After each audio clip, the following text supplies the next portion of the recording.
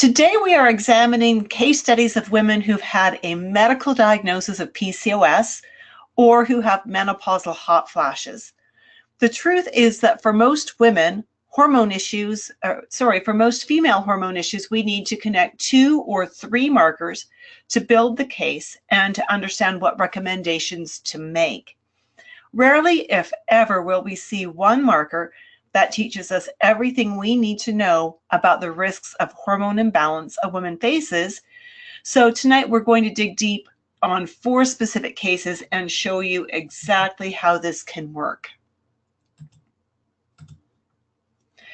I thank you for coming, and even though we're only going to be together for a short while, I promise to make this time well invested. I always schedule 90 minutes for these sessions just in case we need it. And I hope you've also blocked off 90 minutes so you can stay with me right till the very end. Regardless of whether your specialty is nutrition or herbology, I know you will leave our session today with information you can use with your clients. One thing I've learned over my years in the holistic wellness industry is that excellent healers keep on learning. So congrats for being in that small minority who are continuing to learn and who want to always give the very best you can to your clients. I am really excited to have you with me tonight. I want to begin by looking at some challenges that we all face. Excuse me, I just need to get a sip of water. Whew.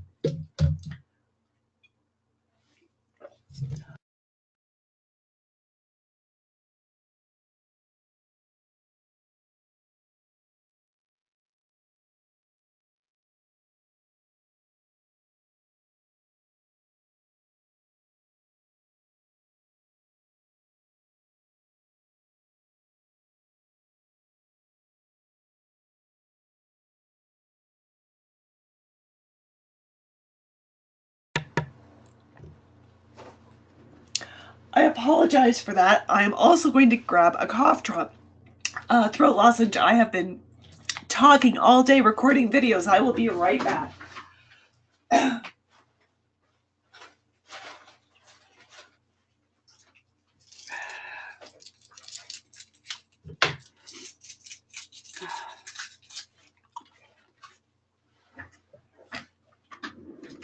Whoa. That was a bang-up way to start a recording or to start a webinar, wasn't it? My apologies. How human can I get? All right, let's look at those challenges we were going to talk about. And as we look at our iridology cases today, I want you to ask yourself if these are some of the challenges that you face while you're working with your clients. And I want you to watch and see how we work through the cases to see how iridology can actually help you solve these challenges. Some of you probably have some iridology under your belts already. You might even have herbology, you might have nutrition, but one of the challenges that most new practitioners have is that they were never taught how to integrate everything they know.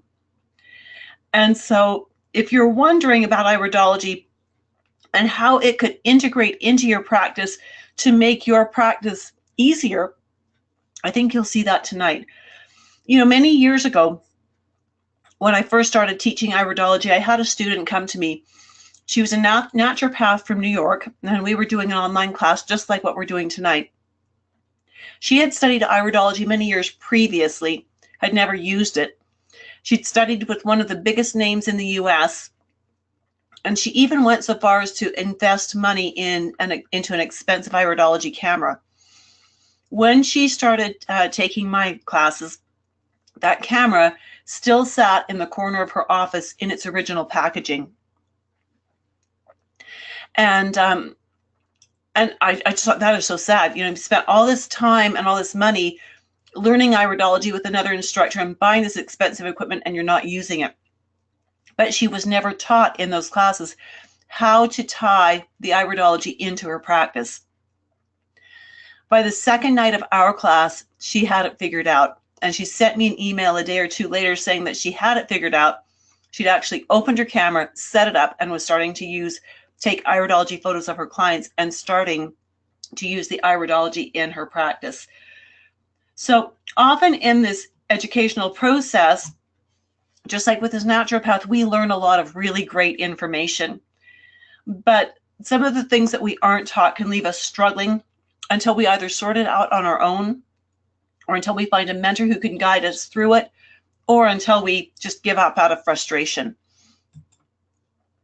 One of those first challenges is not knowing exactly where to start in your recommendations or how to set therapeutic priorities.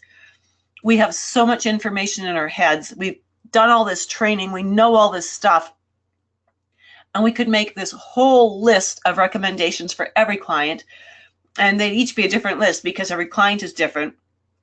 But we were never taught how to choose a starting point, a logical base starting point, and how to build a program out from there, and how to build it in such a way that the client would want to come back repeatedly to continue working with us.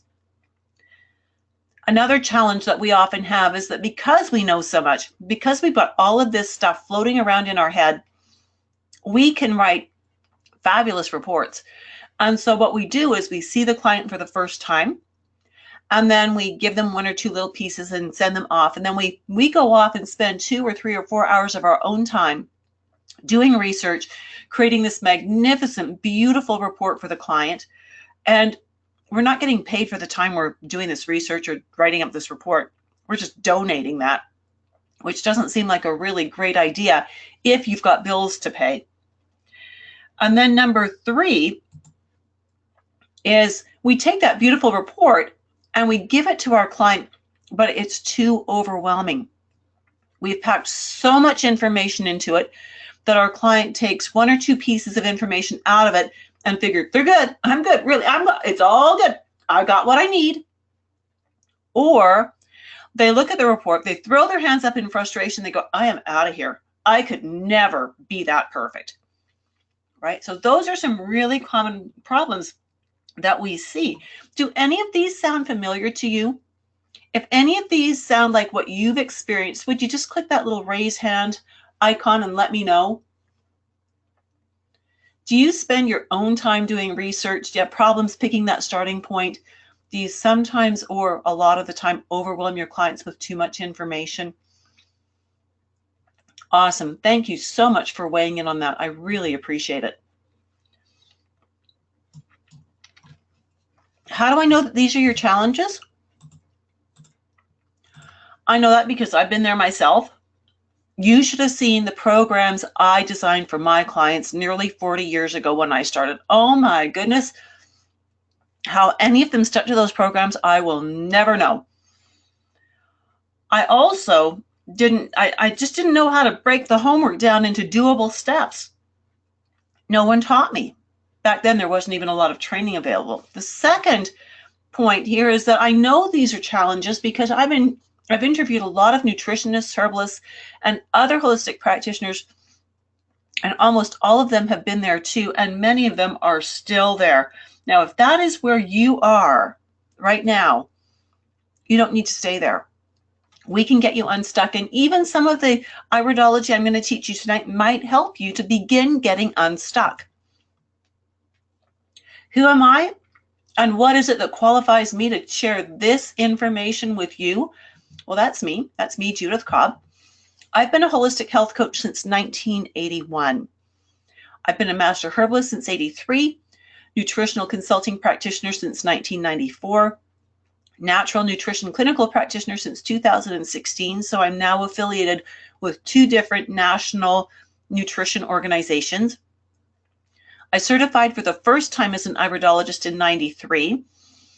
I've certified as a comprehensive iridology instructor in 2016. I have been teaching wellness professionals since 1985. Now, way back then, where I lived, there were no classes. How we learned was we found correspondence courses, which were literally correspondence courses. They would mail us, not email, but mail us lessons. We would do the lessons, send them back. They would grade them. They would send us the next lesson, right? This is back in the days when people actually did put postage stamps on things. So I would do correspondence courses. I would go to seminars. I would travel to catch workshops and conferences and things like that, just to get whatever information I could back then. And, you know, I learned a lot. And what happened is, as other practitioners in Calgary saw what I was doing and that I was learning so much, they began to ask me to teach them. So I did.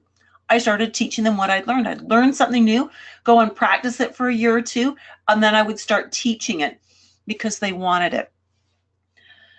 I am also the wife of one, the mom of 7, and the grandma of 7. And I've had our 7 children were born and raised during all of the years that I was building my business. And so I know what busy looks like. I have made every mistake you can make creating a holistic wellness business. I've spent a lot of money and a lot of time on courses and with teachers where the information was, yeah, whatever. Didn't take me anywhere, didn't do me any good. I've spent less time and less money with teachers who could mentor me well, who had information that would help me to build my business. And that is a part of why I teach. It's because I want to save you some of that frustration, spending some of that money. I want to help you actually get good training to help carry you forward. How does iridology help in a practice? Well, the first thing is it'll help you get rid of your intake form. Now, we all need a waiver or a release form, but we don't need intake forms. Intake forms, in my opinion, are a colossal waste of time and money. Iridology can help you start creating a deep rapport from the moment you start the consultation. You know, so often when you go to a holistic practitioner, if you filled out a paper intake form, they come into the room with their face looking down at that paper. They're not looking at you. And they're reading the paper and asking you questions, but they're not looking at you. There's no eye contact, which means there's not a lot of great rapport. More modernly, with all these digital and electronic records, you go into the room and your records are on the computer screen, so they are spending their whole time looking at the computer screen, not looking at you. And that usually means they have their back to you, right? They're asking the computer questions, but you're answering. Not a great way to develop rapport. Iridology gets rid of all of that.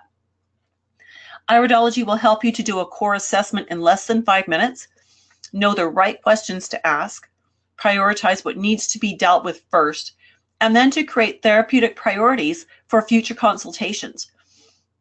If you have mapped out, and it takes about 45 seconds, if you've mapped out quickly what you've seen in someone's eyes, put them in an order of how you would like to deal with them, and then share some of that with your client, that this is what I saw in your eyes, this is where we're going to start, and in 3 or 4 weeks, we'd like to move on to this point, and just walk them through. They will be hanging on every word you say. They want to be well. That's why they've come to you. You are showing them a definite plan. You're not going to wander around in the dark. You're not going to shoot a shotgun pattern at them and hope you hit the right target, but you're going to show them a defined pattern of where you want to start, what comes next, what comes next, what comes next. And they love having that kind of solid confidence and an outline of where they're going. We're going to get rid of those reports, that unpaid homework time. If you need to do research to learn more about a disease process and the proper ways to handle it, that's fine. But if you're doing that kind of research for every client, you are not managing your time very well. Iridology will also help you to stop overwhelming your clients.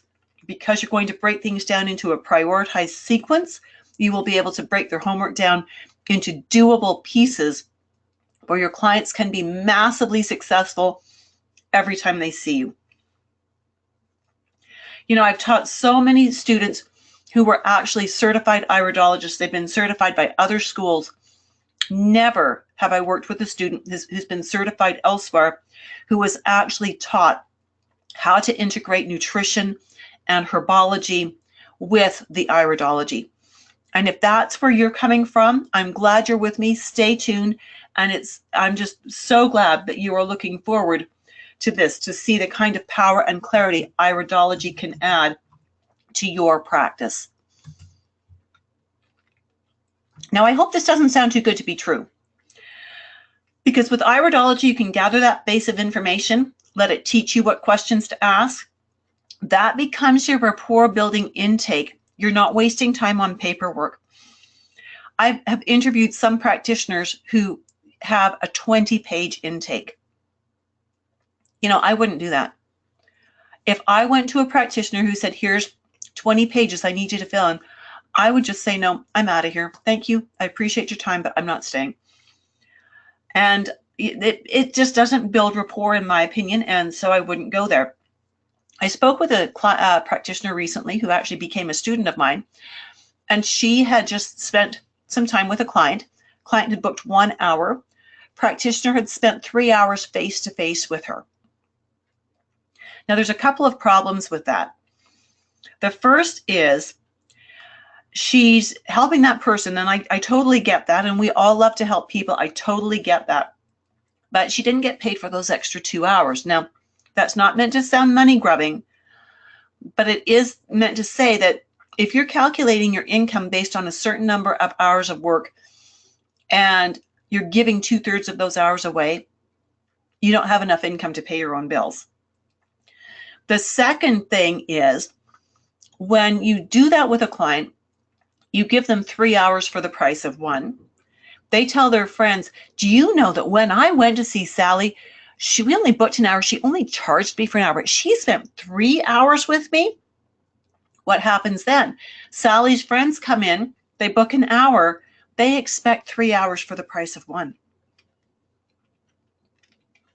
So unless your 1 hour rate is actually your 3 hour rate, you are going to be in trouble. You're going to find it really hard to break that cycle and to explain why Sally got those bonus hours, but these people are not getting them.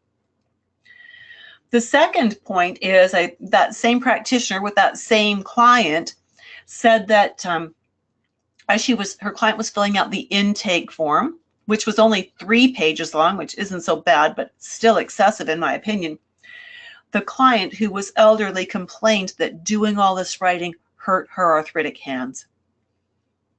That's not a great way to start a session with a client. So if you're guilty of any of these things, we're going to start a little interaction here, but we want to make sure you're staying awake. If you are guilty of giving away more time than what you spend with the client, than what the client's paying you for, or if you have an intake page that is more than 1 page long, I want you to put, oh yeah, in your comment section here. In that little question box, just type in, oh yeah, or type in, that's me. And just while you're doing that, I am going to kind of keep moving. We're going to have some quizzes coming up. Larissa is guilty. I'm not going to mention your last name, or Larissa. I want to protect your identity here. So you need some equipment to do iridology. This is what I use in my office. Do you need one? Heck no. At least not at this stage of the game. If you're new to iridology, do not go and spend $5,000 on a camera. Do not think you need that to get started. I did not start with this camera. This is my 3rd camera, but I still didn't even start with a camera. Okay? You don't need it to start with. What you really need is a magnifying glass and a pen light. Now I'm going to tell you a little secret about this pen light and this jeweler's loupe. You really want an LED light, right? They're really white light. This one is an LED. It's not. This is just a regular old pen light, but it's a special pen light because it's the very first one I ever got for doing iridology, way back before LED existed, right? And so it gets a place of honor in the class as being my almost antique pen light. This jeweler's loupe is an 8X jeweler's loupe, and it's on this page because I got it at the very same time I got the pen light. Okay. Now you don't need a jeweler's loupe. You can use a regular Sherlock's Holmes types magnifying glass. You want one that's probably at least 5X and maybe up to 10X. You'll have to decide what you're happiest with. I also suggest that my students have a lighted magnifying glass. Now this is one I bought from eBay, no, from Amazon. And what I love about it is it has 3 different interchangeable lenses of different powers. So there's a 3x, a 5x, and a 10x. And I love that. Super easy to change out the lenses. And so you really want both setups. You want a lighted magnifier, and then you at least want a separate pen light to go with that. And you're thinking, but why? Because when you're working with a magnifying device that has the light built in, you have no control over where that light shines. And there may be times when that exact angle is not the angle you need, where it is casting its light somewhere where it's not showing you what you want to see. So for those purposes, then, you want to have a separate pen light so that you can use this magnifying device, but use a separate light and move the light around so that you can cast shadows in the eyes. And that can be really useful for seeing particular markings in an eye. You can have all the equipment you need to do iridology at a very proficient level for under $75 Canadian. That's sort of 50-ish or so US, and probably less than that. So if I catch any of you buying a camera before you've taken an iridology program, or before you know you love iridology, I will come and find you, because that is not the right way to do this. You'll get frustrated. It'll end up in the corner of the office and it'll never get used. That's not what we do. Let's do a quick little quiz here. Quick little quiz. Just to make sure you were listening. There we go. That should be up now. What equipment do you need to start doing iridology? Then you can choose more than one answer on this question. What equipment do you need to start doing iridology?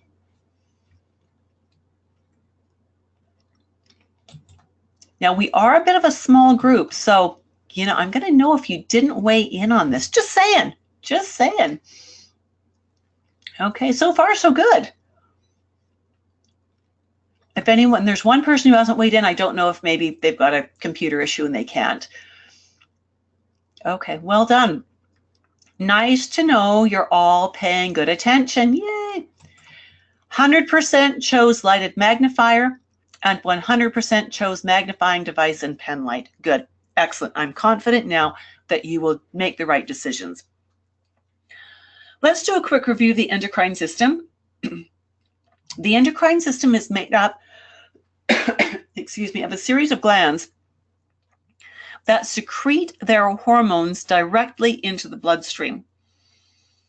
The endocrine glands, starting at the top, are pineal, pituitary, hypothalamus, thyroid, parathyroid's embedded in the back. We have the thymus, the pancreas, the adrenal glands, the ovary, and during pregnancy, we also have the placenta. In more recent years, it's been discovered that there are other tissues in our body that actually also have endocrine functions, although they're not completely and entirely endocrine glands. Those tissues are the heart, the gastrointestinal tract, the kidneys, the skin, adipose or fat tissue, and again, during pregnancy, the placenta. Specifically today, we are going to focus on female hormones as they relate to polycystic ovarian syndrome and menopause. So that could involve needing to do work with ovaries, thyroid, pancreas, adrenals, and liver. Although the markers you're going to learn today will be much broader and much more holistic. Again, there is no single indicator that says PCOS. It's indicators combined with symptoms, combined with a few other things that we go, oh, yeah, we're looking at PCOS here. So remember, as we do this, iridology does not tell us the answers. It teaches us what questions to ask. So I just want to have a little show of hands clicking that raise hand icon. Do you currently work with PCOS? If you do, just raise your hand. Excellent. Yes. Okay. So I'd love it if you would type in an answer to this then. How do you currently assess for PCOS? Are your clients bringing in a diagnosis from the doctor? Or are you the one who is pinpointing that as you put some things together? I'm going to give you just a minute to type that in.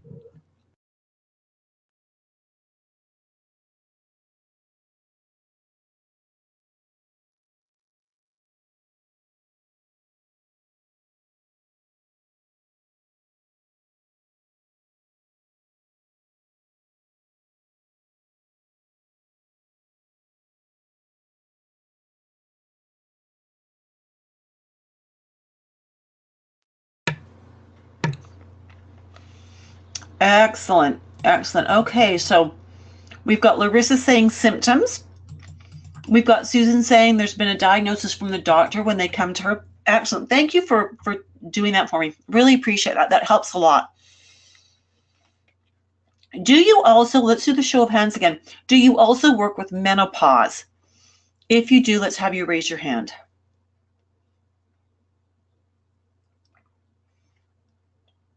Okay, excellent. And for those of you that work with menopause, again, how do you assess for that? Are you using symptoms? Are they coming in with a diagnosis from the doctor? Are they coming in saying, I'm in menopause and I've got these problems? How are you assessing for menopause?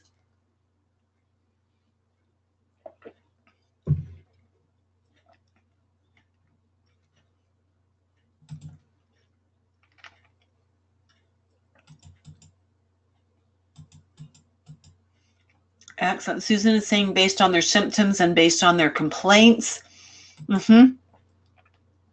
Yeah, you know, usually when you put age and complaints together, you can probably pretty much deduce it. You don't ever have to say it's menopause unless you are legally allowed to, but pretty simple deduction most of the time. Where you might get tripped up with that is if you're working with someone who's going through premature menopause, where they're only 30, for instance, and they're headed that direction already. Alrighty, let's look at our first set of eyes. Yay! Finally, they say at last. Okay, here we are. This is our first client, female, age 24. She was married at the age of 24. And in the 4 or 5 months prior to getting married, she gained 60 pounds. Yeah, we're all going, whoa, how do you do that? And then she got married. And then about 4 months later, she had an ectopic pregnancy. She tried for a couple of years after that to get pregnant, but her periods became irregular. Her weight continued to creep up. She went to her medical doctor, who literally instantly diagnosed her with PCOS. He took one look at her, heard that she had had an ectopic pregnancy, that her periods were getting further apart and she was gaining weight. He said, well, you've got polycystic ovarian syndrome. He said, I'll run the tests, but I know that that's what they're going to say. That's when she decided to come to me.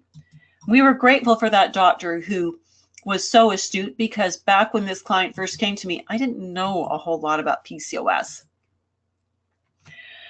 As I looked in her irides, I noticed a couple of very key markers. The first thing I noticed was that this fiber poked out here and it poked out here. This area right under here and this area right under here are both pancreas zones. So I knew there was something genetically going on here. The fact that that fiber juts out into the pancreas zones does tell me that there's a significant risk to her pancreas, that her pancreas genetically is not well programmed. I had to ask her about her diet then, because it takes more than just a pancreas that's a bit wonky to do the damage that she was experiencing. I specifically asked her about her sweet and carb cravings, and she was so guilty as charged. Additionally, she comes from a family that has strong German ancestry. Her mom is from Germany. And so the family eats a lot of traditional German foods, heavy, rich, and sweet. I also measured her waistline, got out my trusty tape measure, measured her waistline at her belly button level, and it was definitely over 36 inches. Now, 36 inches is the magic number for a woman. If her waist is over 36 inches, she is pretty much guaranteed to be insulin resistant. Polycystic ovarian syndrome and insulin resistance are kissing cousins. They are so close. They are, oh my goodness, you cannot have one without having the other.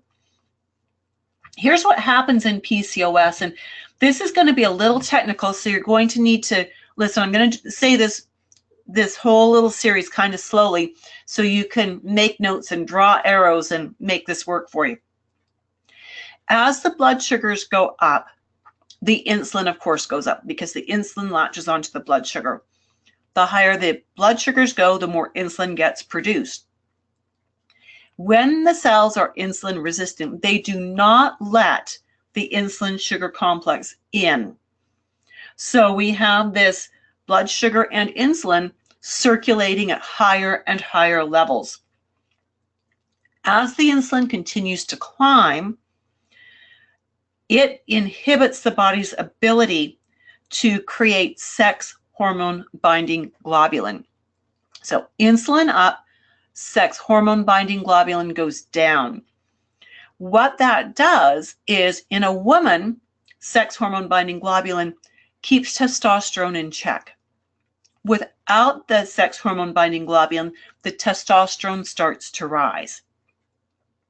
This is where the acne and the extra hair, like the facial hair, the body hair, comes from for a PCOS woman.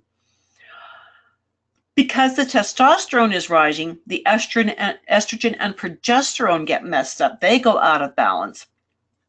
And with all of this, the thyroid typically either was hypoactive to begin with or becomes hypoactive as a result of all of the other endocrine imbalances that are happening. So we have the thyroid function going down. So TSH goes up, which is a sign that thyroid function is going down, that the thyroid is hypo. We've got excess blood sugar. That spells fat.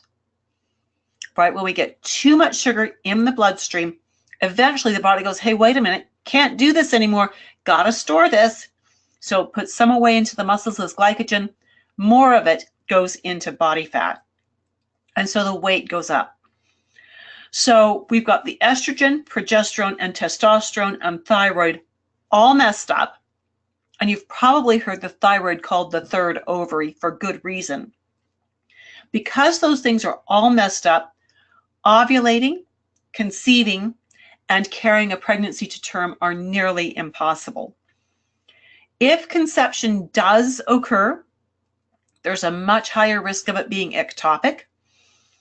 And if conception does occur, and it implants properly in the uterus, the risk of a miscarriage is way higher than in a normal hormonally balanced woman.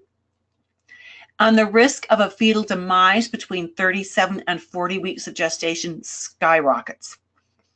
So with a gestationally diabetic mom, they will often induce just before 37 weeks or do an elective cesarean section because the chances of losing the baby in that last 3 weeks are significant.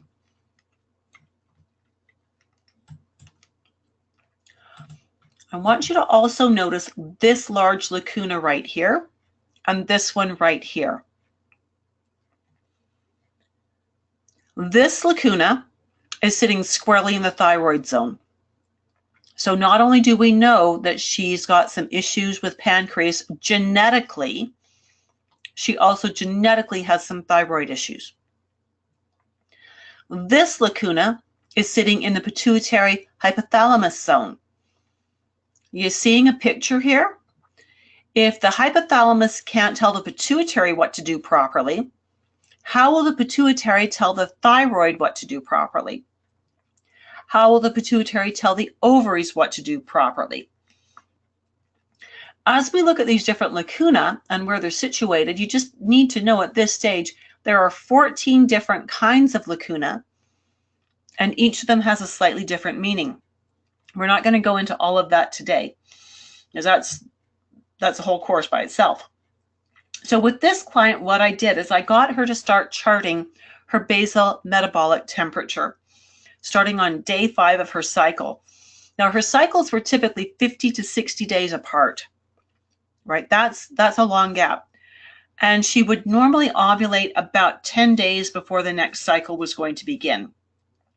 2 problems with that.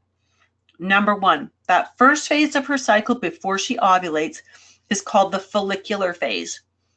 The longer the follicular phase, the less likely a woman is to conceive. The shorter part of the cycle, which is the second part of the cycle, which is typically the high temperature side, and we're going to look at some charts in a few minutes, is known as the luteal phase. And it ideally needs to be at least 12 days, but happiest if it's 14. She was only 10 days. What that means is she didn't have enough progesterone. So if she had conceived, she would have early miscarried, probably even before she knew she was pregnant.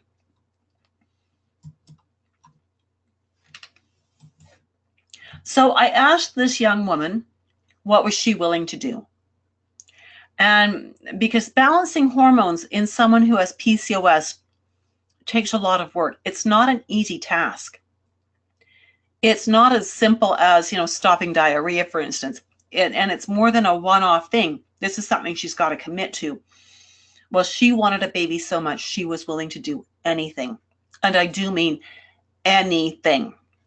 So we dove in, and we dove in hard. I normally would not do this on a first appointment, but I've known this girl for a few years before she actually came to me. I knew how much she wanted that baby. I know how much it devastated her to have an ectopic pregnancy and then to not be able to get pregnant. And so I dove in head first and pulled her in with me. We cut out all of her carbs. We left her with protein, very low carb vegetables. That was it. There was no grains, there was no rice, there was no pasta, there were no potatoes, there was nothing that was going to react with her blood sugars. We took away almost all of her fruit. There was just 2 or 3 kinds of fruit that we let her have. That was it. We were really strict. But she could eat as much of those foods as she needed to stay satisfied. We got her to start walking for 30 minutes a day. Now, she was on a really tight budget, so I couldn't use any supplements with her beyond just an excellent prenatal vitamin. She continued to do her temperature taking, and her next complete cycle chart was night and day difference. It was as if she was a new woman, and truly she was. Because instead of a 50 to 60 day cycle, she was down to about a 30-day cycle. She had a beautiful 18-day follicular phase and an improving 12-day luteal phase. Over the next 4 months, she lost 60 pounds. She was the incredible disappearing woman. Her energy was good. She wasn't losing muscle tone. She was just losing fat. Her hormones were balancing, and her body was saying, we don't need this fat. We can let it go. And that's what she did. And then she got pregnant. Now, she was really anxious during the pregnancy because having lost the first one, I totally understand the anxiety. She carried that baby to term, did a beautiful job of it. And she actually then had, the first birth had been a hospital birth. The second birth, she decided, I'm not doing it that way again. And she got in with the midwives here in Calgary and had a home birth with midwives. She did such a good job of balancing her hormones that over the next 4 years, she had 3 more babies. Yep, she had 4 babies, 4 children under the age of 5. Busy mama. But then she noticed she started to slip. She started to get sloppy with how she was eating. And the weight started to go on, and she started to feel her hormones backsliding, going the direction that we had come from, and that was not good. So she made a really amazing personal choice. She decided to become a personal trainer, and she specializes in training people to do Spartan obstacle course racing. If you ever want to know about that, just Google it. It's the most incredible thing you'll ever see. Because she trains people, she's got to be the role model. So that keeps her on her toes for eating the right kinds of foods and staying active. So she did virtually everything she needed to do with diet. But we understood where her weak links were: pancreas, thyroid, and pituitary hypothalamus. And knowing that, we were able to clean up her diet and take her where she needed to go. There's so much more we could talk about in her eyes that's not necessarily related to PCOS. We don't have time to touch on all of that just now. I did want to mention here that the next round of Confident Nutritionist Dynamic Iridology is starting on May 31st, and it will go until late in October. The tuition and registration information will be available starting the first week of April. In this course, Confident Nutritionist Dynamic Iridology, you're going to learn how to integrate iridology into your practice. You're going to learn how to integrate what you already know about nutrition and herbology to make it run like a well-oiled machine. Here's our next PCOS case study. Do you notice these eyes are entirely different from the first set? Again, there's no such thing as a set of markers that says this eye has PC or this person has PCOS. We have to extrapolate, ask questions, talk to the client. The eyes tell us what questions to ask. These are the eyes of a 35-year-old female. She also has PCOS. Everything about her is totally different from the client we just looked at. Number one, she's not overweight at all. Definitely like about a 30-inch waist, if that, maybe 32, but not overweight. Her temperature charts were very erratic, and her cycles were averaging again in that 50 to 60-day range. Now, one of the things that doctors look for assessing PCOS is if a woman has fewer than 9 cycles per year. And that means 45 days is about where they're cutting it off. But even at 45 days, I'm thinking, yeah, we're leaning PCOS here. Remember what I said earlier, that the longer the cycle, the less likely a woman is to conceive. This is one of the first charts she did with me. So here we have the follicular phase, and here we have the luteal phase. The follicular phase is leading up to ovulation. How many of you are familiar with basal metabolic temping? If you are, would you raise your hand?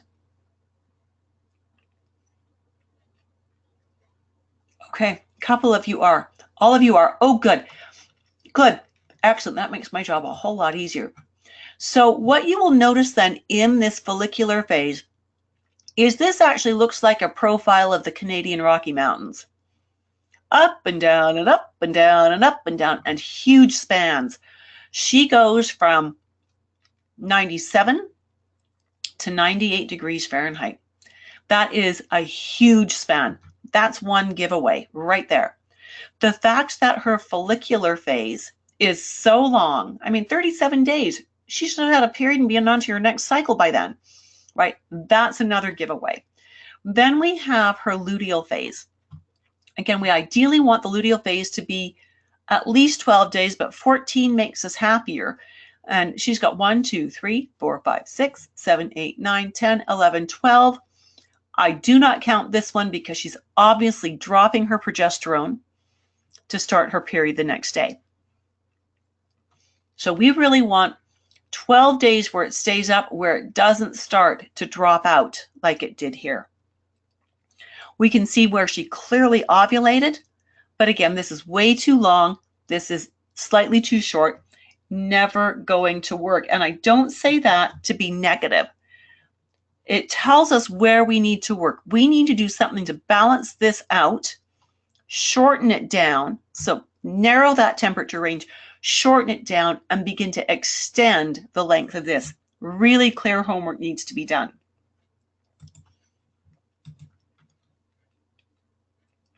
So instead of having those bulgy things pointing out into pancreas areas, And instead of having lacuna in a thyroid and a pituitary area, we've got contraction furrows and radial furrows. I'll get into explaining why these are important. But first, this client is Asian. She moved to Canada as a child. And one of the things we know about Asians who move to North America is they retain what's easy from their own culture, think white rice, and they add to it typically what's junky from our culture. So packaged food, processed food, high sugar foods. The Asians who move to North America are in a genetic group that is one of the 4 groups that has the highest incidence of becoming type 2 diabetic. So when you are working with an Asian American or an Asian Canadian woman, and you're seeing these indications of type 2 diabetes, PCOS, you know exactly what's happening. So when you think of the idea of white rice and the worst of what North America has to offer, does that just make your blood sugars vibrate, make them have a hissy fit? It does mine. But here's how the picture gets worse. She has all of these contraction furrows. These are contraction furrows, these rings that are going around and around and around. These tell us she spends most of her time living in the sympathetic nervous system, fight, flight, or freeze. She's always living at the edge of an adrenaline response. She's revving the sympathetic nervous system frequently, and because she is, it pushes her closer and closer to type 2 diabetes. So when she and her husband came in for their first appointment, and I saw this in her eyes, I asked her husband if she stressed out easily, if she tended to be stressed a lot. He laughed. He laughs a lot. He's a delightful man. He gave his wife a little sideways glance, and then he ventured, I try to avoid her when I know things are stressed at work. She's not very nice to be around then. And she agreed. She realized that's how she is. She added she gets short-tempered. She wants peace and quiet. She wants no demands. She just wants peace and quiet. She does not want people. Oh yeah, she wants sugar, and baked things will do, or sugary things will do, and alcohol. Give her 2 glasses of wine and something sugary when she's under stress, and she'll do great. What does that do to your blood sugars? It puts mine into a massive tailspin. Now here's the double whammy. When she dips into the alcohol and has that couple of glasses of wine, or whatever she's having tonight, it does an extra number on the blood sugars, because the alcohol allows the sugars to be absorbed into the bloodstream in the mouth. There's no delay of it going through the stomach and then gradually to the small intestine for a gentle impact. No. Alcohol slams your blood sugars right in the mouth. And we know that the entire nervous system, the entire endocrine system rather, is impacted by the sympathetic nervous system, right? There's all kinds of fallout from that. The other thing is she's got these radial furrows, these black spokes that radiate outwards. Now these give us lots of different kinds of information, but when we combine them with the contraction furrows, radial furrows intensify contraction furrows. Okay, so that means that she's even more prone to living in that sympathetic state. But let's take this one step further. Because she has a radial furrow going up through the pituitary in each eye and up into the hypothalamus. Oops, too far, sorry. And she's got one in each of the ovary areas. So what this is telling us is that radial furrows not only intensify contraction furrows, but they show that there are breaks or interruptions in nerve feeds to various places. So she has a challenge with nerve feed to her pituitary and hypothalamus, and a challenge with the nerve feed to the ovaries. How many ways can that mess up your ability to get pregnant? So then I needed to ask her the all-important question of, beyond foods, and we'll talk about her foods in a minute, did she ever do anything for activity, for physical activity? And she kind of laughed a little, and she said she prefers to watch her husband play soccer a couple times a week. That's what she does for activity. Yeah, not working. So I asked her that question, what are you willing to do? Well, she'd already heard from the doctor that she was insulin-resistant pre-diabetic. She didn't want to go into full-blown diabetes, nor did she want to develop gestational diabetes. And she does want a baby. She's not pregnant yet, but she wants this baby so bad that she is motivated. So just like our blue-eyed client, this lady cleaned up her diet radically. She got rid of the sweet roll and juice. Oh, blood sugars quiver again. Sweet roll and juice that she was having for breakfast, replaced it with a protein shake, a nice, clean protein shake. We're actually using the Nature Sunshine Love and Peas with her. We got her to increase her total protein intake over the day, because previously she was only doing about 20 to 25 grams of protein. Women who have PCOS need closer to 80 to 100 grams of protein. So we started teaching her how to build more protein into her meals. We also taught her to increase her salad intake, her leafy greens, and her low-carb vegetables. And this is the real crowning glory here. I asked her, what will you do for physical activity? And she thought for a moment. She said, I could do the stairs at work for 30 minutes a day. I just about fell off my chair. You go, girl. Yes. Stairs for 30 minutes a day. Yes. Totally. Do it. I said, what will you do on weekends? Because you don't work 7 days a week. She said, I will go for a walk on the weekend. So they actually bought a dog so she can take the dog for a walk. So that was really great. Her next complete cycle, so we'd seen a couple of those charts that were really long and not looking really great. But once we got her cleaned up and working well, isn't this a thing of beauty? That may sound funny, but she came in after this cycle with the biggest smile on her face. And of course, I check my fertility clients' charts twice a week when they're trying to get pregnant. I knew what her chart was looking like. I make comments on her chart and just tweak things along for her. Look at the difference here. Instead of a full 1 degree Fahrenheit, she has less than a half a degree variance.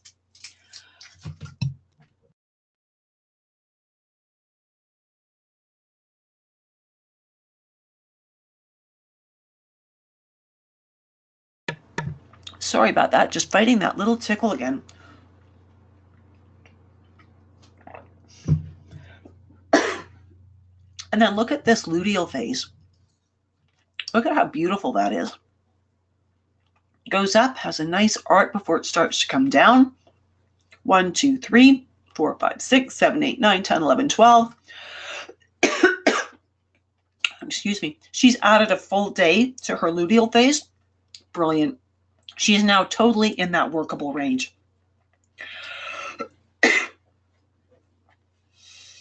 She kind of messed up 1 month. They bought this puppy. She was taking him to his training classes and walking him. Then classes ended and she stopped walking. Her chart fell to pieces. She came in after that cycle, big, sad face. I said, so tell me what's going on. And she said, well, you know my chart. And I said, yes, I do. And she said, it's not a good chart this month. I said, no, it's not. I said, so what changed? What's different? And she said, I'm not walking. I said, and I'm not doing stairs. And she said, the doggy's finished his training, so we just aren't doing much anymore. We just play with him in the house. I said, well, what can you do about that? She said, I'm getting back to the stairs and I'm taking the dog for walks. I'm going to do the stairs at lunchtime and I'm going to walk the dog every evening. And this was the chart that resulted, was this beautiful, beautiful, beautiful chart. Okay. So on a side note, PCOS is often associated with the MTHFR gene defect. Raise your hand if you're familiar with MTHFR.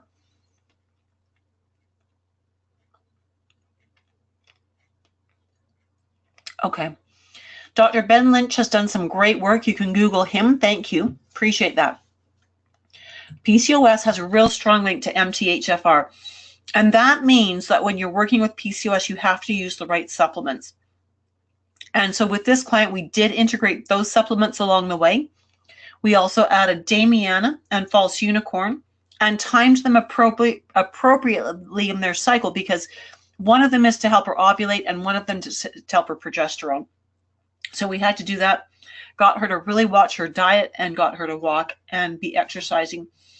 So you can see how important this is for us to educate our clients, to be able to teach them why things are important and give them things to watch for so that they can see, they can monitor their own progress to a certain extent. It's important for us to know how to tie all of this together for our clients. Another little quiz here. Let's see what we've got. All right. What type of marker intensifies the effect of contraction did I word that wrong? I might have worded that wrong. Let me just see how I worded that.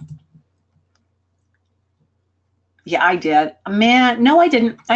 What type of marker intensifies the effect of contraction furrows? So far, so good. One person has weighed in. Oh, yes, the pressure is on. Ooh, you've all voted and you've all got it right. Way to go. Awesome. I'm very proud of you. Good job. Okay. So here's what you will learn, since learning is so important when you do Confident Nutritionist Dynamic Iridology. You will learn how to create programs right in your sessions and eliminate your unpaid homework time. Yep, no more writing big reports for you. You'll learn how to do a base assessment in 5 minutes or less without lengthy intake paperwork, and it will save you time and you will do a better intake assessment. You will learn how to ask only questions that are relevant to your client's needs. Right? I didn't need to ask my clients about urination or stuff like that, because that wasn't what the eyes told me and it had nothing to do with their symptoms. You'll learn how to prioritize the problems your client needs help with and how to connect what you know about nutrition and or herbology with what you discover when you do an IRIS assessment. You'll also learn how to do a deeper assessment for more direction and understanding of your client's needs when that's needed. The course is made up of 20 2-hour webinars that are just like this. The biggest difference is I keep my classes small in the webinars, and I unmute all of the lines. So we have free discussion back and forth, so that if you've got a question or a comment or something you want to share with us, you can jump all over it and we can hear you. Each class is recorded in its entirety and posted to the student website, so you can review it as much as you need to. All of the content is also edited into short topic videos and stored on the site for you to review. You have access to your original student site for 18 months from start date. And after 18 months, you're not cut off. You're migrated over to an alumni site. And the alumni site has all of the current content. I'm constantly editing my textbook and editing my videos and upgrading them and making them better and putting better pictures in. So the newest version is the one that goes on the alumni site. And when I do any edits, they go onto the alumni site and the old stuff comes out. So you have access to that for as long as I'm teaching iridology for. You'll have a digital textbook that's made available in weekly installments. Cheat sheets. This is what the students all look forward to. We take the entire curriculum of the class and put it into a grid format, so that, for example, if you want to have a quick refresher, maybe you're with a client, you don't want to fumble with a textbook, you have this little binder that you create of the cheat sheets and you look up, say, contraction furrows. It describes what they look like, what they mean, what kinds of questions you would ask, what kinds of supplements you would suggest, what kinds of foods you would suggest, what kinds of lifestyle things you would suggest. So it's all there, nice and easy, point form, so that you've got quick reference in case you need it. You know, we all need reference material on our desk. And when you're just starting out as an iridologist, you do need a little bit of help because there's so much to learn. Each class starts with a review of the previous week. Each week has lots of in-class practice and interaction. And you get a certificate of attendance for attending 80% of the classes live. You get support via the private Facebook group. We have a student and alumni site that is just for my students and my alumni.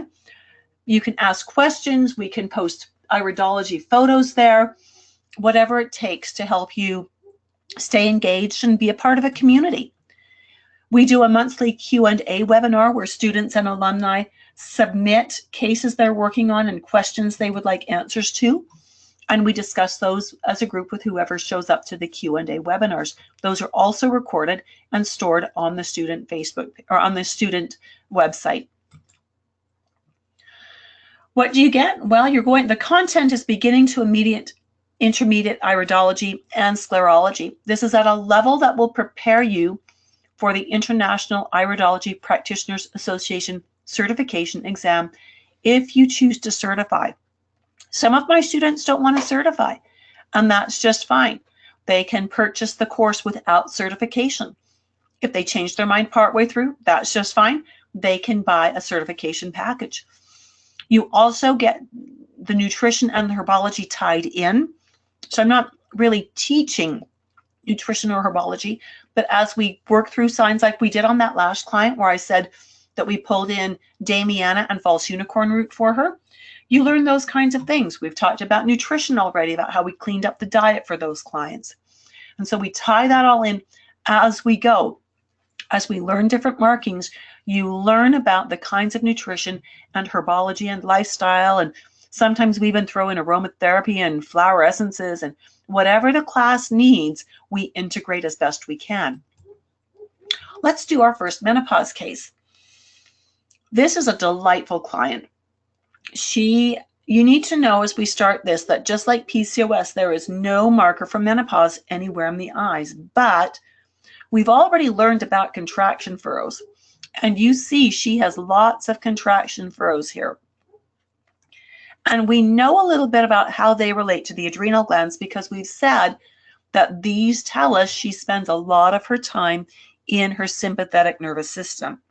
So that's going to be a really important piece of information for this client in particular.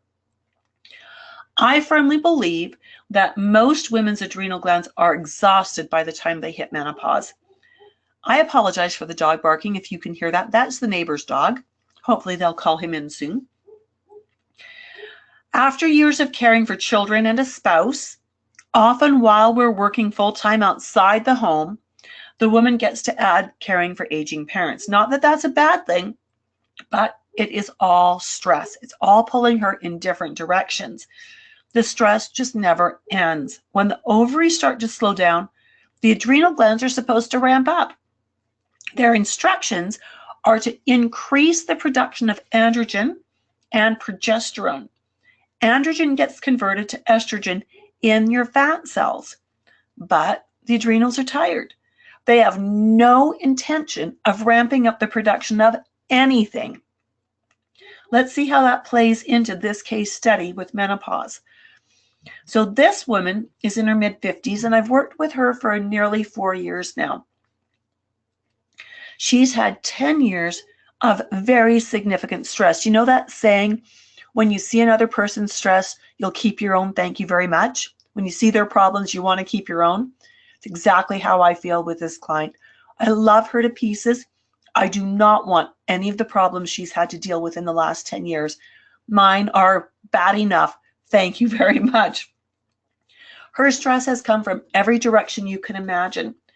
And no sooner does one crisis get resolved than another crisis comes screaming in to take the first one's place. So I asked her about her diet, and her diet's pretty clean. She likes her veggies and she likes her protein and she likes a little bit of fruit. So we're okay with that.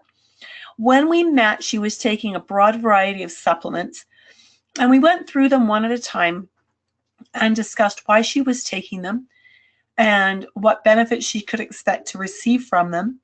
And we were able to take a few of them away and say, well, these are really not doing what you want them to do at this stage of the game. So they're not important. So let's put them away for a while. Others, I was able to say, these are right on track. Let's keep going with this. These are great. They're exactly what we need. Now, she's very active. She loves to ski. She loves to run. And she just retired from being a belly dance teacher. So she's got core muscles like you and I are only jealous of. So it sounds pretty good, right? Well, from the get-go, I've tried to convince her as to the damage that coffee was doing in her body. More than just the hot flashes that she's had for most of the 4 years that we've been working together. But I really focused with her on these contraction furrows and her sympathetic nervous system, and how the coffee and the caffeine, even that trace of caffeine in decaf from many women, is enough to perpetuate hot flashes. This is such a common theme. I see this over and over and over again. Now, when we first started in that very first session talking about giving up coffee, she kind of resisted. She really didn't want to. And as I thought about it, it made sense that she would resist. Over the previous 10 years, she had lost people that she loved. She'd lost things that she loved.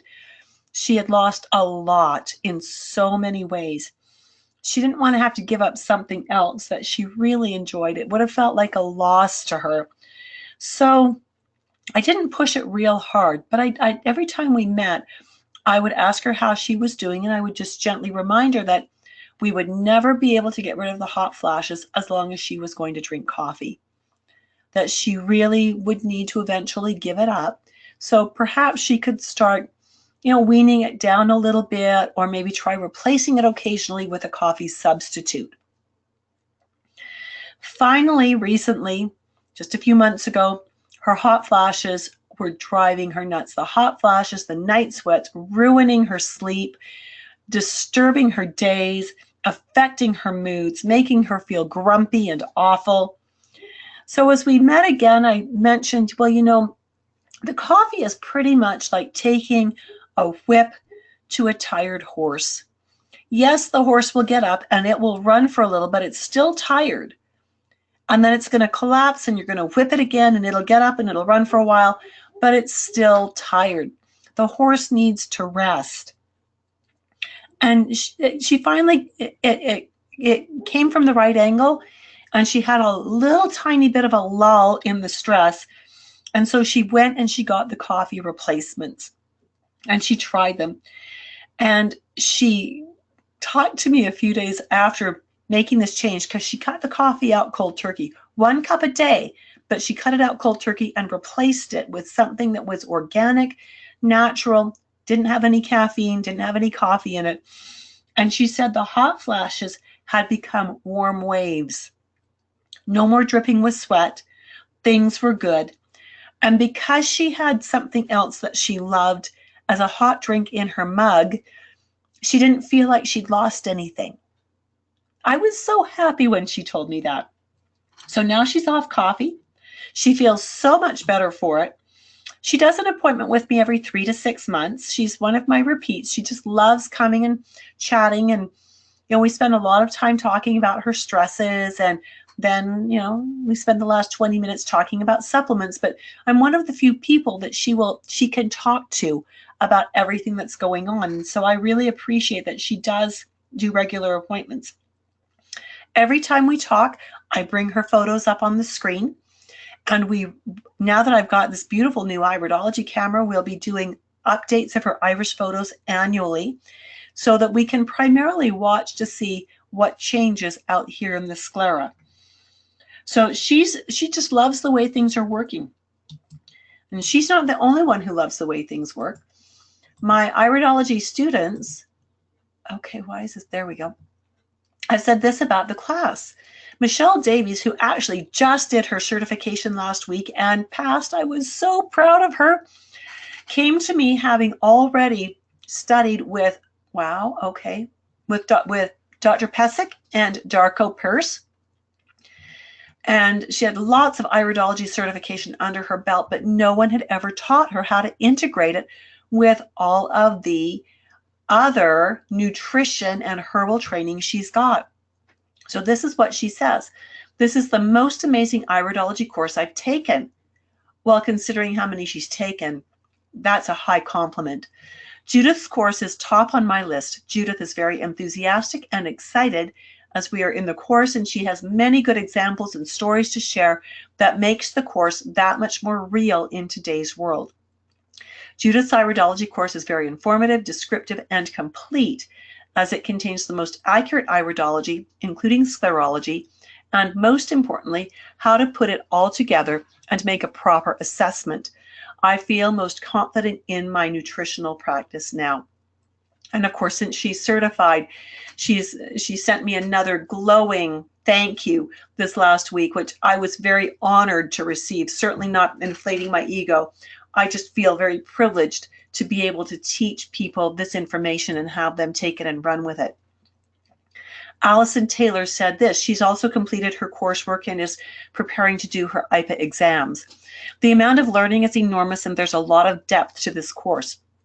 Judith's teaching is professional and easy to learn as she stops for questions, has great slides, and reviews every week.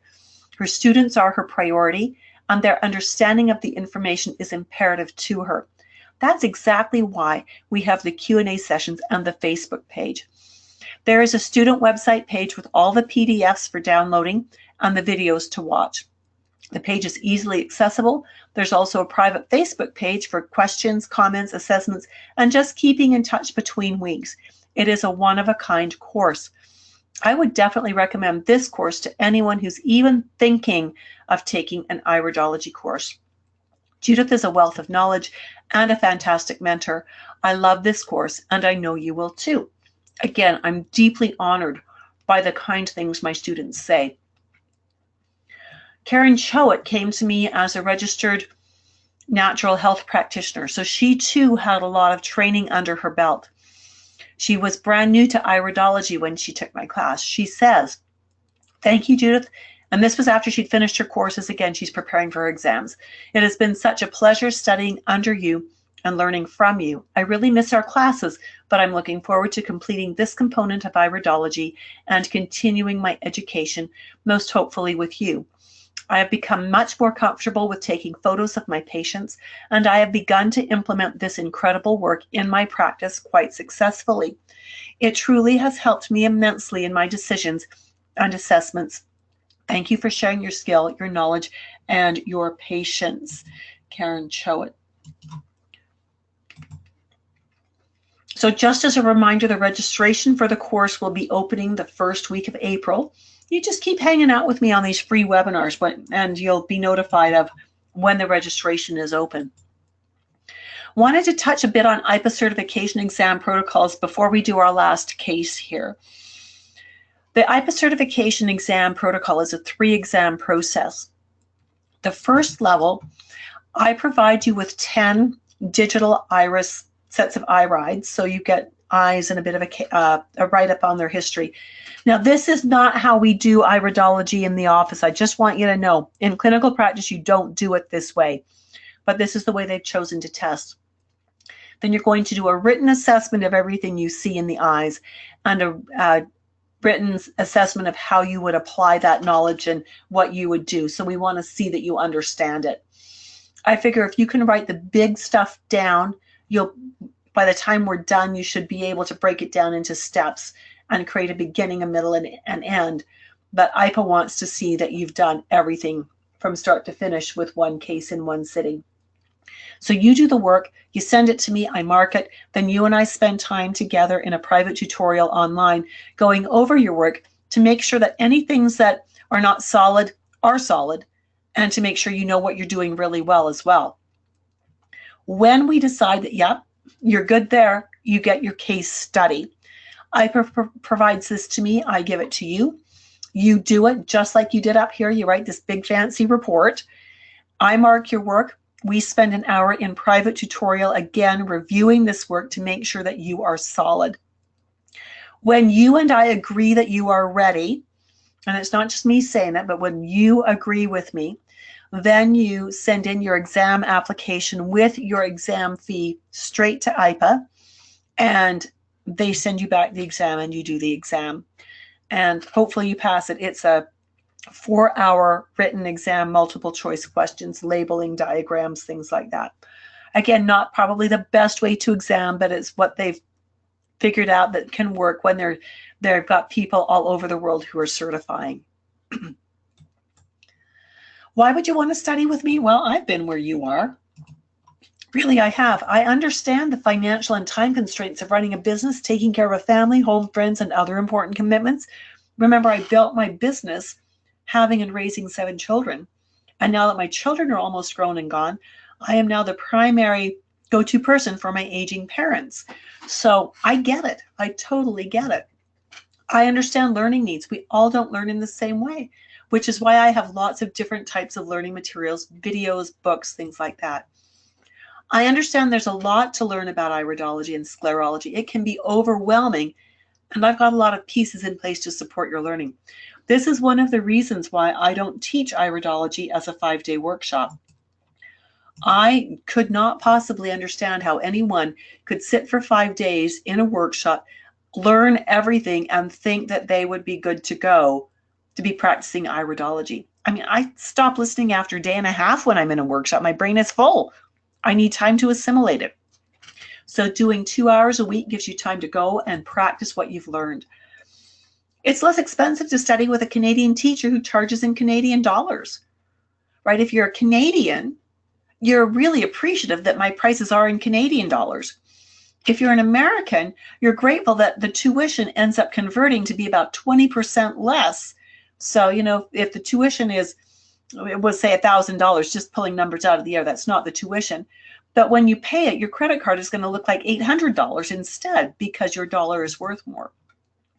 I am committed to your learning. You're not going to get passed off to an assistant.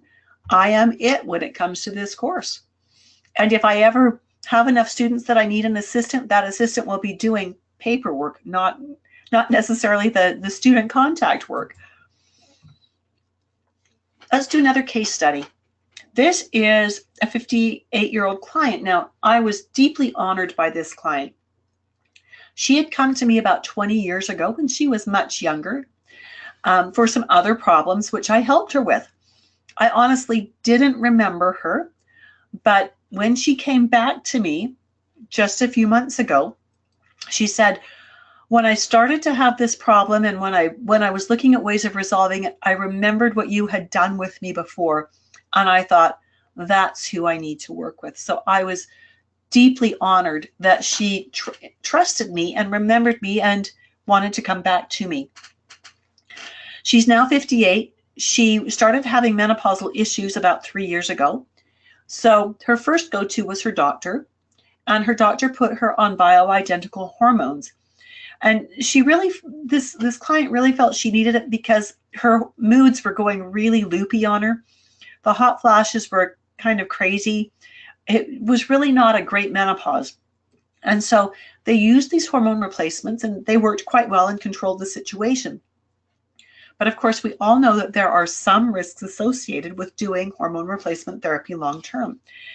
So after 3 years, she's ready to come off. But you don't quit hormones cold turkey unless you really want to feel lousy. So with her doctor's permission, she has started to ease off the hormones, and we have started to ease in herbs and vitamins to support her instead. And as she's taking the hormones away, she's finding that with the help of the herbs, she has almost no problems. A few warm waves, but nothing significant. So we want to look here and we notice again that she's got the classics, right? She's got the contraction furrows and she's got the radial furrows. So knowing that that's going to intensify things right there, I had to ask her about her diet first, because there's a lot of dietary things that we do that add stress to that sympathetic nervous system. And as she was going down what she eats, my jaw dropped. Her diet's amazing. I want to go live with her. Really. I mean, seriously, amazing. Totally. She gets her vegetables. She loves her vegetables, lots of vegetables. She does her proteins, and she does the variety of vegan and animal proteins. She needed a little boost with that, so we pushed that up a little bit. She was doing really well, and she loved the idea of boosting the protein a tad. She had that feeling that she was going to need that anyways. She exercises regularly, and she uses a lot of different things, but she loves yoga. Now, for her, that's really key, because people who live in the sympathetic nervous system are go, go, go, go, go, go, go, go, go, go, go, go, go. They just want to go full tilt all the time. Intensity is their middle name. And she recognized that that intensity was probably not good. So she looked for something that was exactly opposite. And she decided on yoga. And like most of us who have contraction furrows in our eyes, that slowing down to do yoga the first few times is painful. So, oh my goodness, can we please move on to another pose? But we also gradually usually learn to really appreciate holding the pose and just being in the moment, and the benefits of slowing down and, getting that balance, getting that centering. So that was all great. She has one marking that we haven't seen before, and it is this. We call this a lipemic diathesis. She's got it in both eyes, as you can see. The lipemic diathesis suggests that her liver enzymes might be out of balance. So what are some of the things that you're going to have to type this in, that the liver does in our body? What are some of the things that that the liver does? It does 500 different things. So you can pretty much write down anything and it'll probably be right. So let's hear what you know. And I don't care if what you're writing is actually related to menopause and hormones or not. Larissa says it helps with detoxing. Indeed it does. It is one of our key organs for detox. Well done, Larissa. Good notes. Susan and Helen, like I said, we're a small group tonight. Is there anything that you want to add to that? Because it certainly does more than just those, than that. It makes bile. It sure does. It sure does. And bile, of course, helps us emulsify our fats. And that then is going to help us absorb and assimilate our fat-soluble vitamins as well. It detoxes spent hormones. Oh, Susan, you are on a roll. It absolutely does. It absolutely does. Well done. If anyone's writing anything else, just raise your hand so that I know to give you just a second. All right. So one of the other things it does, and I know you know this, and it sings when happy. Yeah. I love that, Susan. Yeah, right. Every one of our organs vibrates at a different frequency, right? And when they are functioning well, they vibrate in tune. And so when let me back that up. Sorry, that train kind of got confused. The one thing that nobody mentioned, of course, was that the liver is responsible for working with your carbohydrates and your sugars to make cholesterol and triglycerides. And those cholesterols are what we make our hormones from. So the liver is key at the beginning of the hormone process and at the end of the hormone process. When we see that we've got this lipemic diathesis, we need to ask also about cholesterol levels. We need to ask if there's a personal or family history of elevated cholesterol and triglycerides, if there is a personal or family history of any kind of artery blockages or cardiovascular problems, because those are very common when we see the lipemic diathesis. But really with this person, with this client, our main concern is that the liver enzymes are out of balance. Not might be, but 99.9% are, because she has developed the lipemic diathesis. You don't develop radial furrows. They are there from the get-go. You don't develop contraction furrows. They are there from the get-go. You don't even develop pigments. Well, you can, but they are usually there by the time you're 6 years old, and they acquire slowly. The lipemic diathesis is always acquired. There may be a genetic basis for the acquisition of it, but it's always about what you've done to yourself. So when we see this, we know the liver enzymes are going to be out of balance. Now, this is going to sound like I am just the quintessential nag. What are some of the things that are most brutal for the liver? Her liver enzymes are out of balance. We want to love the liver. What are some things that she needs to stop doing in order to show her liver that she loves it? Let's do some lightning fingers here, because again, I want to know what you know.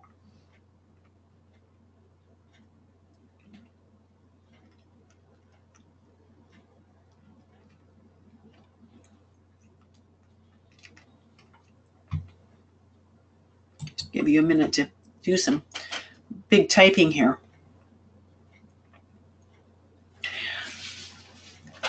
Okay, Susan says fasting with a question mark. So fasting could be helpful. That depends. Depending on what's going on with her liver, fasting could actually be detrimental. So you need to know quite a few things about her before you suggest fasting. So I'm going to throw some things out there. I seem to have stumped you. I'm quite surprised, Some of the things that are really, really hard on the liver are sugars, because your liver ultimately has to help with balancing sugars as well. Coffee again is just, it's like pouring battery acid all over your liver. And alcohol. Lemon juice in the morning can be helpful for many people. Yep, diluting that in some water and drinking that down. Antioxidants can be helpful. No one has mentioned B vitamins. B vitamins are critical for most of what happens in the liver as well. So this woman drinks 1 cup of coffee a day. She's from Lebanon, and they drink special coffee there. I'm not a coffee drinker. I have no idea the significance of the kind of coffee that she drinks. But she has 1 cup a day, and she loves it. And so when I suggested to her that I would rather she kept 2 glasses of wine a week and got rid of the coffee than doing it the other way around of having 2 cups of coffee a week and getting rid of the alcohol, she really put up some resistance. She's only drinking 1 cup a day, and golly, she's going to keep that. By gum, she's not giving it up. We talked about the hot flashes, and she just wasn't going to give it up even then. I suggested weaning down, and she justified her way in 700 different ways around that one. She's a social worker. She likes scientific research. I found a study that was done in 2015, and it was reported in a journal called Menopause that used 1,800 women. So this is not a small study. Sometimes a study is 6 people or 10 people. This was 1,800 women. They were assessed for hot flashes and sweating and coffee drinking. And it was proven conclusively that coffee consumption has a significant impact, as in makes much worse hot flashes and sweating. My client didn't like the report. She appreciated the science, and now she's considering weaning away the coffee, but she really doesn't want to. Remember, she's also at the same time reducing her hormone replacement therapy. She's increasing herbs and taking herbal support, but she is having some warm waves because she has not cut out the coffee. I've again suggested to her that she should continue to wean the coffee away. We'll see how it goes. Ultimately, our job is to teach. We can't force anybody. We can't coerce anybody. We can't strong arm anybody. And our clients are adults. So we teach them the pros, we teach them the cons, we teach them the benefits, we teach them the risks, and then they have to decide for themselves exactly what they're going to do with that information. She may decide eventually that she just wants to keep the coffee and keep the warm waves. And I'm okay with that as long as she's made that decision in an informed way. Now, this isn't a menopause eye. This isn't necessarily a PCOS eye. I just wanted to show you how quickly you can do a base analysis and what it would look like. So if I was sitting down with this client for the very first time, I would note that the eyes are bluish. That means that I want to ask questions about acid balance. So that looks like, do you have any problems with asthma, allergy, arthritis, skin problems, or kidney problems? Based on their answers from there, I will continue. On my computer screen, this looks very yellowish in here, like there's a yellow layer of something on top of the eye. And we've got a little more yellowy stuff down here. Yellow always speaks of kidneys, so I'm really going to ask about kidneys. Any history of kidney problems? And remember that in traditional Chinese medicine, kidneys regulate joints. So I will ask about arthritis for sure. Then I'm going to look at this bright orange up here. I'm going to ask about sugar balance. Do you crave sweets? Do you crave carbs? How's your energy through the day?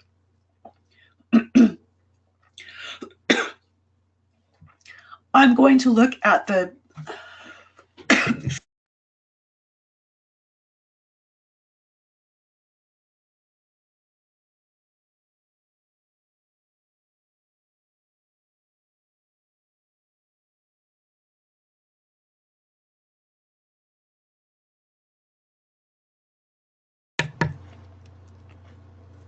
note to self. Don't spend a day recording training videos when I've got to teach at night. Oh my goodness. Talk about a dry throat. All right. So we've talked about the orange in there. I'm going to look at the brown. Brown in an eye always means liver. So I'm going to ask questions about the liver. I'm going to ask questions about cholesterol levels, about triglyceride levels. I'm going to ask questions about allergies because they're often related to the liver. I'm going to ask if they know anything about their bile production. And they may not, but I will ask. And then again, based on their answers, I will continue whatever line of questioning is important. I would ask again about overall energy balance. When we see this many flower petals in an eye, it suggests that this is a person who's really prone to blood sugar imbalance. So that correlates with the orange up here, that we may be looking at some kind of pancreas thing. And all of those flower petals also tell us this person is creative. So I'm going to ask, what do you do that's creative? And in all likelihood, this is an accountant, and they're going to go, nothing. And I'll go, hey, wait a minute. Because my accountant always says that what I can claim is based on how well he can argue with the government. There are guidelines, but there's a lot of things that are just guidelines. You can't tell me that arguing things like that with the government isn't a bit of a creative process, right? Or I'll talk about, well, as an accountant or as a financial planner, you get creative with your strategies of how you help your people with their money, right? And yeah, they do. So sometimes it's not artsy fartsy, sometimes it's something else. Then I'm going to look in this area, all around in here, and I notice how dark it is. So I'm going to ask about digestion. Do you get burpy? Do you get farty? Are there foods that sit really heavily in your stomach? Are there foods that you've learned to avoid because they just don't feel good? Or they create reactions for you? So that's the gist of what I see in the iris. And there's, we can triangulate things and combine a ton of things in here as well. Then I'm going to come to the sclera. And again, I'm going to go after the liver here. I've got to ask about the liver because this marking suggests again that we've got a problem with fat metabolism. So I'm going to ask about cholesterol and triglycerides, which I kind of see there's a bit of an issue of coming in right in here very faintly already. Then when I see this, I'm going to ask about kidney. This says that there is likely an active kidney problem right now that's not going to resolve itself, or the kidneys are going to need support. So I'm going to ask about those kidney problems. And Once I've got answers to these questions, I'm going to decide what order do they need to be worked with in. Is the kidney problem urgent, for instance? Does this person have a lot of low backache because of it? Or is the digestion really the first thing we want to work with, knowing that really it all hinges on digestion? If someone's not digesting, it does no good to give them supplements. So that's a basic iris analysis, very basic, but you can see how many points I hit and how you wouldn't necessarily want to spend a lot of time on each of those points in your first session, because you want to choose one or two of those points, develop them fully, teach your client well, give them homework as relates just to those points, and send them off. So the benefits of learning of what you'll learn in Confident Nutritionist Dynamic Iridology: no more unpaid homework time. You're going to be able to create your therapeutic sequences in your sessions that will help your clients to be more successful and will keep them coming back to you. You can get rid of those lengthy intake questionnaires. You'll be able to develop rapport within minutes, and you will be much more precise in your client work. The next round of Confident Nutritionist again starts on the 31st of May. We've got a choice of 2 times, 11 a.m. or 5 p.m. Mountain Time. So just note what time zone you're in for what time you would want to join us. And again, registration will be opening the first week of April. But in the meantime, I hope you'll join me on February 20th, where we're actually going to do a webinar just like this one, and we're going to talk about markers for the nervous system. So I hope you will join me then. I've had a lot of fun with you tonight. Thank you for playing along on the quizzes and the input questions that we did. I really appreciate that. It makes it so much more fun and easy for me, and hopefully more enriching for you as well when we participate together like this. Have a good evening, and I hope to see you on the 20th. Thanks so much. Good night.